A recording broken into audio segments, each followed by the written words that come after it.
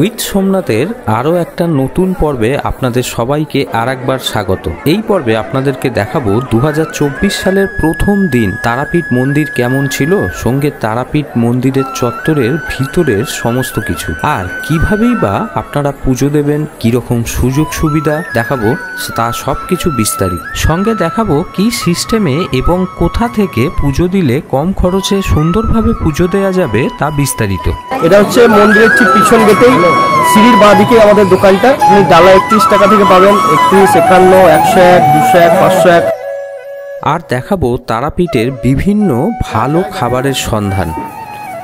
সঙ্গে দেখাবো তারাপীঠের কোন দোকান থেকে সুন্দর মনে থাকবার মতো মিষ্টি পাবেন তারও সন্ধান। তারাপীঠের বিখ্যাত মহাশ্মশানের টোটাল উপর থেকে ভিউ। এই হচ্ছে এখন নতুন চুল্লি তৈরি হয়েছে এখনকার বর্তমান চিত্র তারাপীঠ মহাশ্মশানের। এই তারাপীঠ ভ্রমণ পর্বের বিভিন্ন পর্বে আমি তুলে ধরব তারাপীঠ মহাশ্মশানেরও বিভিন্ন অংশের নানান ছবি, ও সঙ্গে থাকবে নানা চরিত্রের ছবি ও এখানকার আদি সংস্কৃতির নানা রূপ ও মুডের বিভিন্ন আঙ্গিককে ধরে রাখবো আমাদের এই ক্যামেরায়।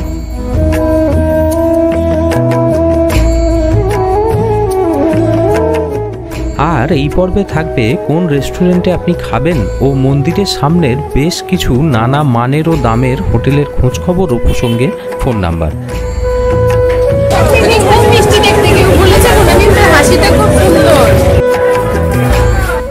দেখাবো মন্দিরের সামনেই গ্রাম বাংলার রূপে স্নিগ্ধ এক আশ্রমের খোঁজ।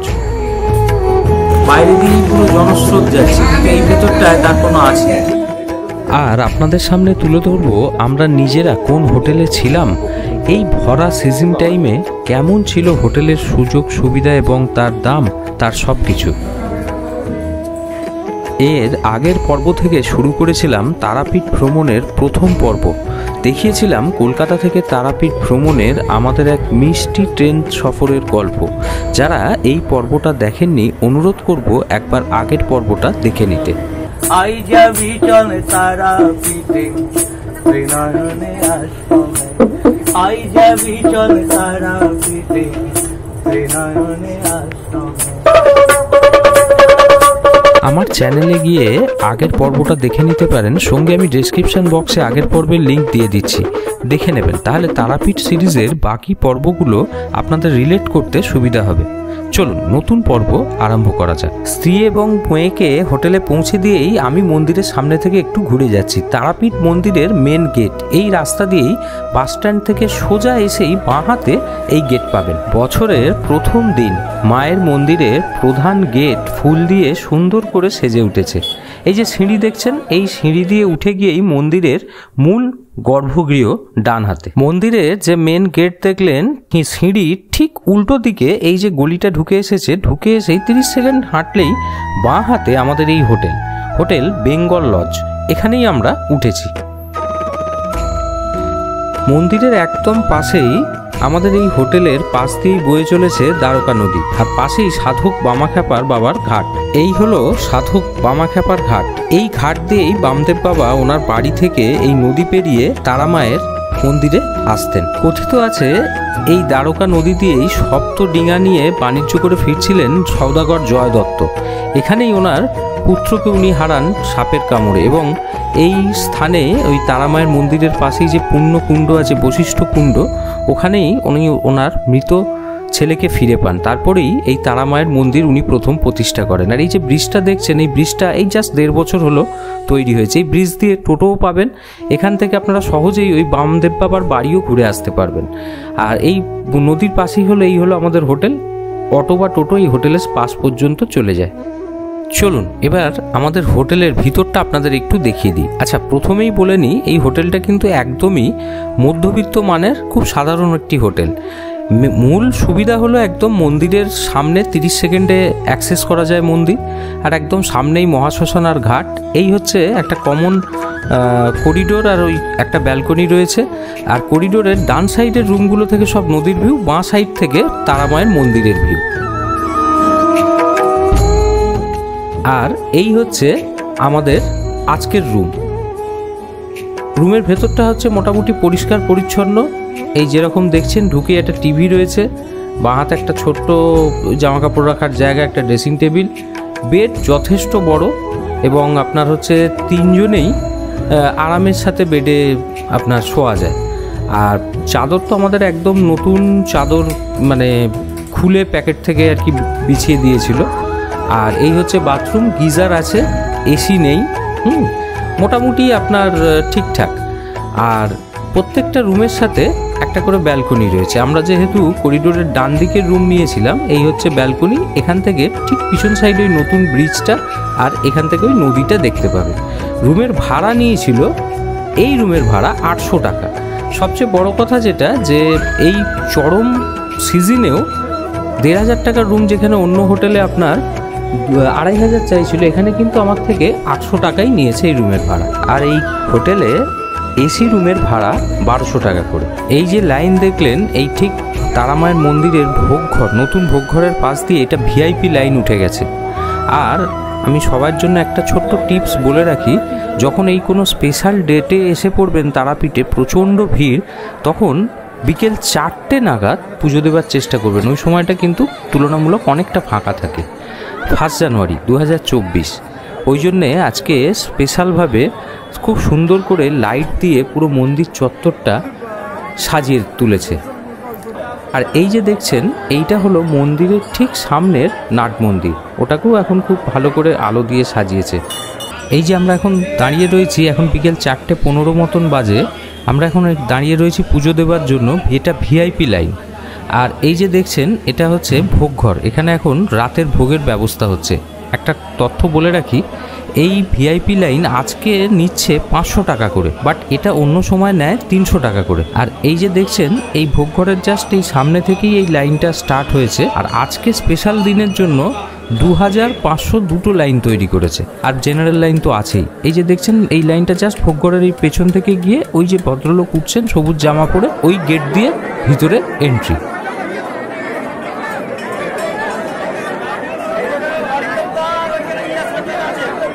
এই তারামায়ের একদম মন্দিরের সামনে, এইটা না দেখালেই নয়, তাই আপনাদের দেখাচ্ছি। এই যে লাইনটা দেখছেন, এই জাস্ট বাঁশের ব্যারিকেড দিয়ে একটা রাউন্ড খেয়েই এই মন্দিরের যেদিক দিয়ে সবাই বেরোয় ওখান দিয়ে ঢোকানো হচ্ছে এনাদেরকে।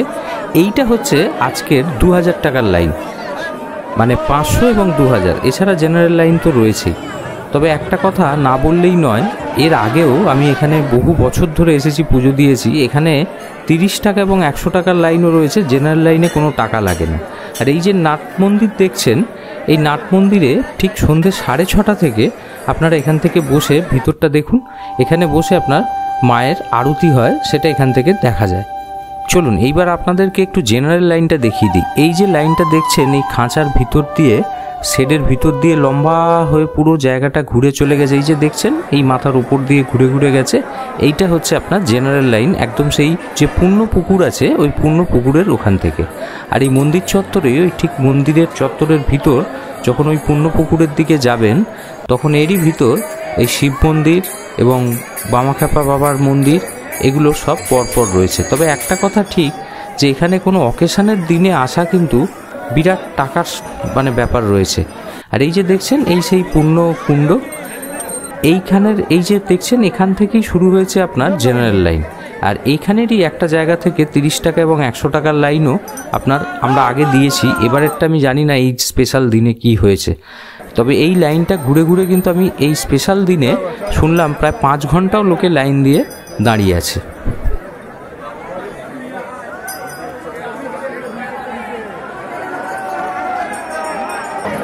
জয় মা তারা, জয় মা তারা। মা গো, মা যাবি আজকে?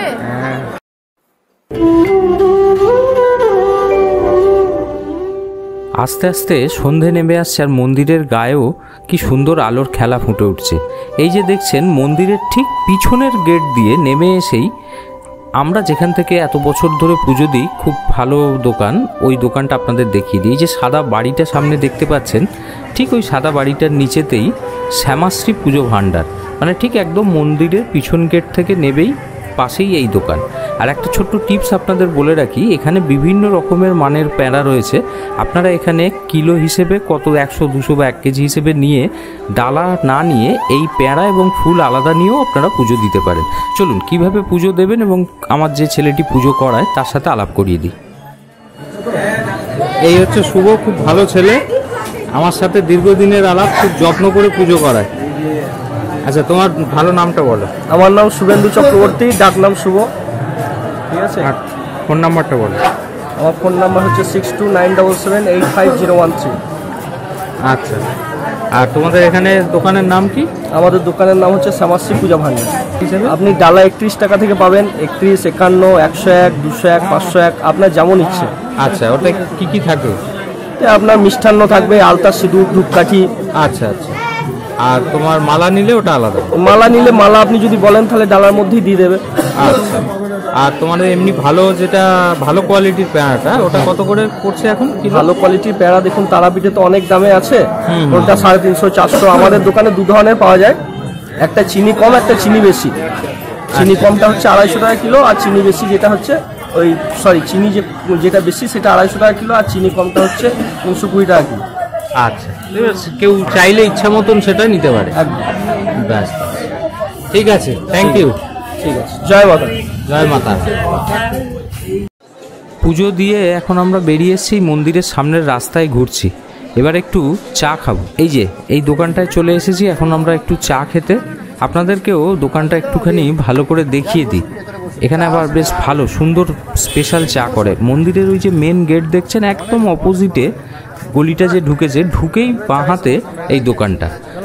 আচ্ছা, এই দোকানে আর কি পাওয়া যায় চলুন সেটা একটু আপনাদের দেখাই। এখানে সিঙ্গারা তো রয়েছে, এই যে দেখছেন এটা 5 টাকার ল্যাংচা, আর এইটা হচ্ছে 20 টাকার ল্যাংচা। পাশে 10 টাকার ল্যাংচাও রয়েছে, বিভিন্ন রকম সাইজের ল্যাংচা, সঙ্গে কালোজাম, ওই যে কালোজাম রয়েছে, সঙ্গে আপনার আবার এখানে জিবে গজাও রয়েছে। এছাড়া আরও বিভিন্ন টুকটাক মিষ্টি সেসব তো রয়েছেই।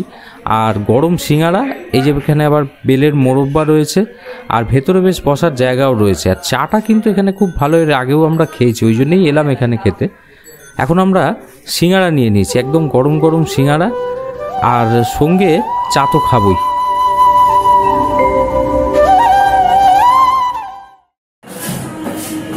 বলি, সিঙ্গারা কেমন খেলি রে?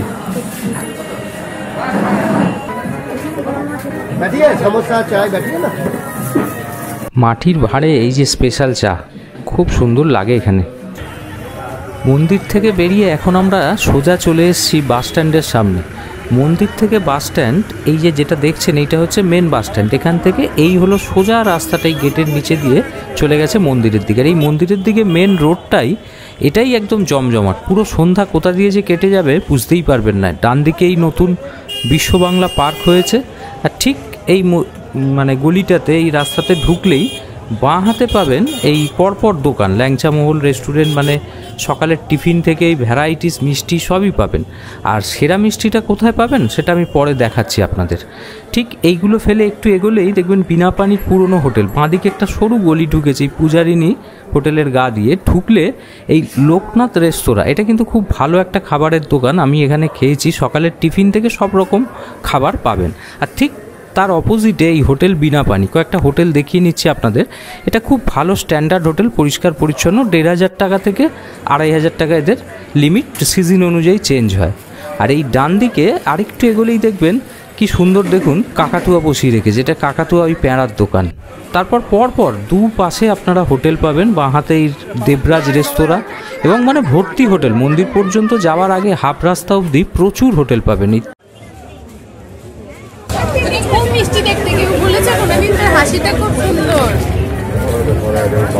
তোর নাম কি বল?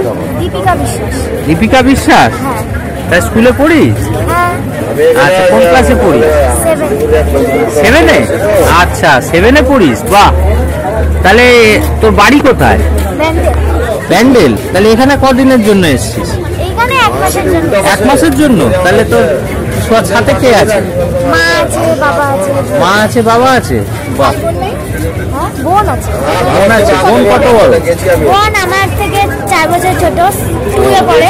তাই? আচ্ছা, 4 বছরের ছোট। আচ্ছা, যা। তাহলে তোর বাবা হচ্ছে কোথায় এখন, তাহলে কি করছে? বাবাও মাল বিক্রি করছে। বাবা মাল বিক্রি করছে এখানেই, আর তুই এখানে বসে আছিস? আচ্ছা, আর মা? মা ঘরে রয়েছে। মা ঘরে রয়েছে। দেখুন কি সুন্দর দোকানদারি করছে, পড়াশোনাও করছে, ক্লাস 7-এ পড়ে, আবার দোকানদারিও করছে। এই দেবরাজ রেস্টুরেন্ট ফেলে আর একটু মন্দিরের দিকে এগোতেই বাঁ হাতে এই যে দেখছেন শ্রী শ্রী যমুনানন্দ ব্রহ্মচারী আশ্রম। প্রতিবার আমরা তারাপীঠে আসলেই এই আশ্রমটায় আসি। কারণটা কি আপনারা নিজেরাই দেখুন। জাস্ট মন্দির ওই মানে মেন রোড থেকে একটুখানি 10 ফুট ঢুকে আসলেই ভেতরে পুরো ওই জগতের থেকে একটা আলাদা জগৎ। এত হইচইয়ের বাইরে হঠাৎ করে একটা শান্ত নির্মল গ্রামের পরিবেশ।